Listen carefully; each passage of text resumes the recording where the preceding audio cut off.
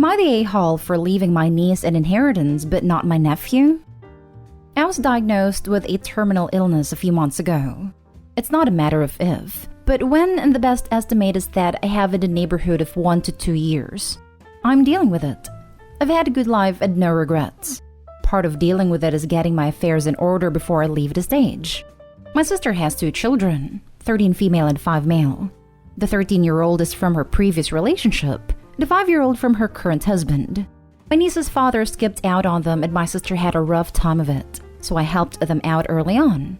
Her husband is well off, so they're set now. But it's become very obvious to me over the years that he wishes my niece weren't in their lives. They don't exactly neglect her, but she's left out of a lot. And it's very obvious even to our parents that my nephew is heavily favored. I've talked to my sister about it at various points, but she's in denial, and I don't think would ever have the courage to stand up to her husband. I've tried to make it up to my niece in quiet ways, but I know it still hurts and I worry about her. I made some very fortunate business moves early on and I'm now sitting on a large chunk of change in a retirement fund that I will not live to use. My sister has made no plans for my niece's college or anything else, but the girl is incredibly smart and hardworking in school, and she deserves a chance to make the most of herself. It's my intention to have everything put in trust for her after my death, managed by my executor until she's 25 so that her parents can't touch it. She can have money for school, and some time to mature before being fully in control. My nephew already has a trust fund from his father, so he doesn't need the money. Ironically, this would put her in a better financial position than the rest of the family, but I think that's just as at this point considering how much she's put up with and missed out on. I sat down with my parents and sister to lay out my plans and end-of-life wishes, and my sister is deeply offended that I'm excluding her and my nephew. She thinks I should leave the money to her to split between them or set up equal trusts for the kids. My father loathes brother-in-law and said he agrees with me not letting him or my sister near the trust, but I could leave my nephew something to save face. My mother is too distraught to have an opinion right now. Brother-in-law made a joke later about contesting the will, and my sister isn't speaking to me. I feel like I have more responsibility to look after my niece since no one else is, while her brother will be okay. I love my nephew too and don't want him to feel bad when he's older. I've planned to leave him some non-monetary items. Am I the a-hole? Now for the top comments before reading the update. Not the a-hole, but I would see a lawyer. I've heard too many times where people mentioned leaving the other person a nominal amount of $5,000 so that they can't contest the will. Granted, my expertise is coming from Better Call Saul and a few other shows, but I'd still check. The laws governing disinheriting someone vary. It could be you have to explicitly name them and state you are disinheriting them, or you have to give a token amount to demonstrate they weren't accidentally forgotten. Same thing with introducing a do not contest clause. OP needs to check with their lawyer and be careful with a will if they want the money to go to the niece as desired. OP actually needs to check with a lawyer at 100%, but in general, disinheriting somebody means like your spouse or child. Not an a-hole at all, but agree with your father. Maybe leaving a token something so your nephew isn't left feeling the way your niece does, that you didn't value him at all. But agree that the majority is left to your niece to ensure she gets the same leg up as your nephew. And make sure that you have it locked right that there can be no contest, and they should think long and hard about it if they want any sort of relationship with her daughter. And also leave a letter for your nephew explaining your rationale that he can read as an adult. It's your money and you leave how you see fit. I've planned to leave him some items from my grandfather as well as some of my collections which do have value, but I think he'd enjoy having the actual items more since he always wants to see them when he comes over. I would go ahead and create your niece's trust, with you as trustee and name a successor into creating documents, while you are alive, and move most of your assets to it, and then just leave a small estate in case brother-in-law's joke is not really a joke. Talk to a lawyer to confirm and create it soundly, but that will likely help assure your wishes are followed.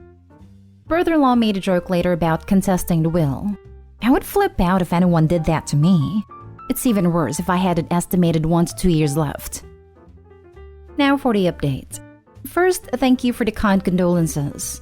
It's never an easy thing to face, but there are worse things that can happen and I've already been more fortunate than most. As everyone has suggested, I do have a good lawyer and financial planner working on this, as well as a trusted friend in estate planning who will be my executor, so that this remains as far outside of family politics as possible. I do like the idea, as someone suggested, of leaving enough for university tuition locked down for my nephew, just in case his father is being dishonest about the trust, so I will discuss that with the professionals. I'm also leaving him some items of actual value, which I suppose he could sell if he chose. That being said, he has a large family on his father's side to help him, whereas my niece has only me and my parents locally. Our other family lives abroad and would not be in a position to help. I do also like the idea of making recordings and letters for them to explain the situation. Some here were worried about brother-in-law treating my niece badly the next few years because of the trust, and that's something I've been concerned about myself. My niece would prefer to live with her grandparents, and they would be happy to have her, but my sister has been an obstacle to that because of appearances. I've compiled evidence of emotional neglect over the years, along with brother-in-law's shady behavior in general, and have discussed suing for custody with my parents in the event the situation worsens. I will work in some emergency funds for legal costs and such in the event that happens, or to allow my niece to emancipate at 16 if she chooses. That year or two gap might be difficult for her, but I think if it's clear that there are a lot of eyes on the situation and people in her corner, brother-in-law won't escalate too much, as it would draw unwanted attention to his other activities. Before I was diagnosed, I had floated the idea with my sister of paying to send her to a good boarding school, so she could get a better quality education, and maybe feel a little more comfortable away from home. That was received favorably at a time, so that may also be an option if my sister is still open to it. My parents and I do plan to sit down with my niece soon and discuss this with her. Make sure she's introduced to my executor and lawyer so she knows who she can reach out to if she needs help or advice, and prepare her for what's coming. I had planned a trip for all of us, sister and nephew included, back to my parents' home country for Lunar New Year, so I'm hoping that I'm still healthy enough by then to go, and that some of this can be worked out while my sister is away from brother-in-law's influence. Next story. Am I the a-hole for refusing to give my stepdaughter her Christmas present from her grandparents if my son doesn't receive one as well? I, 31 female, have been married to Dan, 39 male, for 7 years and have Nick together, 4 male. Dan has a daughter, Mel, 11 female, whose mother passed away during childbirth. We met when Mel was 1. Mel's grandparents, Tim and Kim, maternal, used to not be a part of our lives. They never supported my relationship with Dan. They told Mel I was trying to replace her, that I didn't love her, and other comments. Dan decided to go no contact as he didn't like how they treated us in front of Mel, and how Mel began replicating that behavior. Last Christmas, we all reconciled due to world events occurring. During this time, Tim and Kim only brought presents for Mel and Dan. Me and my parents were also present, and we both bought presents for them, but it wasn't reciprocated. Nick noticed that his sister and dad got a present, but he didn't. I didn't like the behavior and knew as he got older, it'll become more apparent, and I don't want him experiencing that. Me and Dan sat down with them to explain how we felt, but they just acted surprised. I suggested we lay down boundaries at how we'd like to approach any gift-giving holidays to be better prepared in the future. We agreed that for birthdays and Christmas, we'd give gifts to everyone, and it was the thought that counted. Throughout this year, Tim and Kim only bought gifts for Dan and Mel's birthday. My birthday was in March and Nick was born in April, but we didn't receive anything, not even a card. Sent a text asking if everything was alright, but they said they were busy and wished us a happy birthday. For Kim's birthday, my parents let them stay in their second home so they could go on vacation. They took my parents up on that offer, yet when my parents' birthdays came up, they didn't receive a gift or a text. At this stage, we were all pretty frustrated, and my parents felt like they were taken advantage of, as Tim and Kim were only nice to them until after their holiday. Last week, Tim and Kim came to drop off presents for the kids, as they had been exposed and wanted presents with us in case they couldn't come over. They dropped off 2 boxes, both labeled Mel. I texted assuming that they'd accidentally written Mel's name twice and asked which was which, but they told me both were for Mel. I asked where Nick's present was, but they said they weren't giving him one. No explanation. I was fuming, so I told Dan the situation before responding. We told them that we would not be giving Mel the presents from them unless Nick got one, as it wasn't fair, and we'd already agreed to give everyone gifts. They claimed that wasn't fair and we were showing favoritism, and how can we withhold a gift from an innocent child? And then said that I'd rewrap it and claim it was from Santa. They posted on Facebook about how I was favoring my child and punishing their grandchild for no reason, and this was met with criticism directed towards me. You're the a-hole for this instance. Nick isn't related to them at all. These are Mel's maternal grandparents. Her mother died in childbirth and you are now trying to cut her off from the rest of her mother's family because you want them to pay the toll of buying presents for you, your son, and your parents. That's unreasonable when their only family in your household is Mel. The comments about replacement / etc. were not acceptable, but you did not mention those as having continued or being the issue right now. Your issue is them not buying your entire family presents. As long as they are now cordial with you, that's really all you can ask for. It's so weird how hard you guys keep trying to force these folks to care about a kid they're not related to. Your son has grandparents and parents, and doesn't need Tim and Kim. Mel has her dad and them. I don't know what kind of mom you are and would never assume you aren't a great one to her, but at the end of the day, her dad and them are her only biological family. Why would they want to buy a kid that isn't their family presents? Let them have their thing with Mel, and if it's with Mel only and you don't like that, don't contact them more than you have to. I don't mean to be rude, and I apologize if this upsets you. Just my take. Next story is titled, Am I the a-hole for moving my pregnant younger sister into my house without asking my boyfriend's opinion? Info. My 29 female boyfriend, 31 male, and I have been together for 5 years, but he does not live with me full-time. We have a semi-long distance relationship. We live about 300 miles away from each other. I own my house in my town and he owns his flat in the city he primarily lives in. We each pay our own bills, but chip in for food when we are at the other's place. We try and see each other for a long weekend every second weekend, alternating whose home we go to. My younger half-sister, 18 female who I'll call Lily, recently found out she was pregnant. She told her boyfriend, and his response was to break up with her and block her on all social media and her number. I'm not sure if it was him or someone in his family that reached out to our mom and told her Lily was pregnant. Mom has a very short fuse, especially when she has been drinking. Lily turned up on my doorstep at nearly 4 a.m. in her pajamas, crying her eyes out. Mom had apparently stormed into her room when she was sleeping. Mom was yelling, screaming, and very drunk.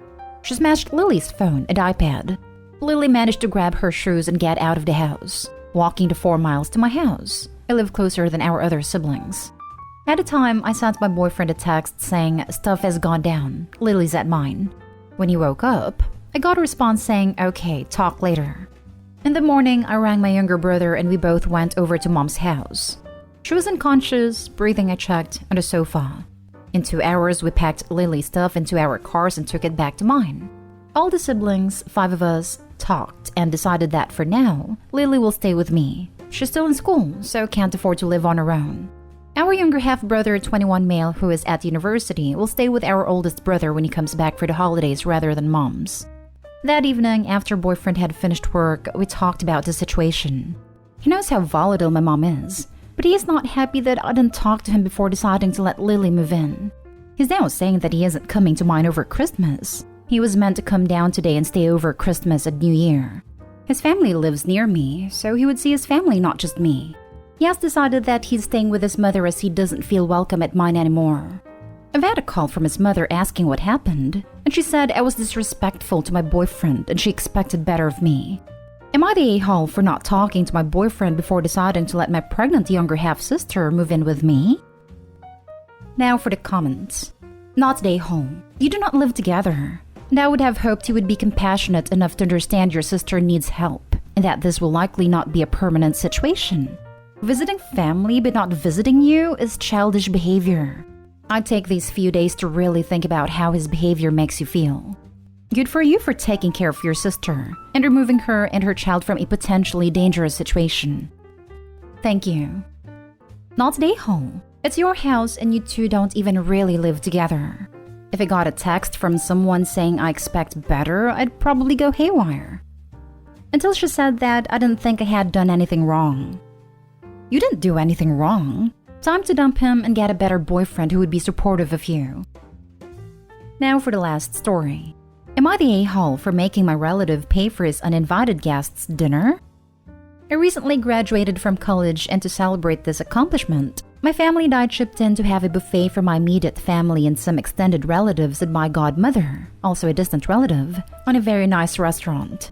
It's not exactly cheap, so everything is accounted for. and we informed them that those who are invited are the only ones who can eat. On the day of the celebration, to our surprise, my godmother brought in 3 co-workers of hers. They are total strangers to me. My dad said he would just pay for the surprise guests, but I put my foot down on it and pulled my godmother aside and told her she would have to pay for the guests she brought, because we only have the budget for the people we originally invited. She told me to consider it, and that this is a celebration. No need to be cheap about it. I firmly told her no, and that she would either have to leave or pay for them. She replied, okay, fine. After the 3 hours buffet, when it is time for billing, I specifically told the waiter to only count the original number of guests we reserved, and the 3 extras will be on a separate payment. My godmother was furious that we didn't relent and pay for her co-workers. She started ranting about it, but my dad told me and my mom to go home and he will deal with my godmother.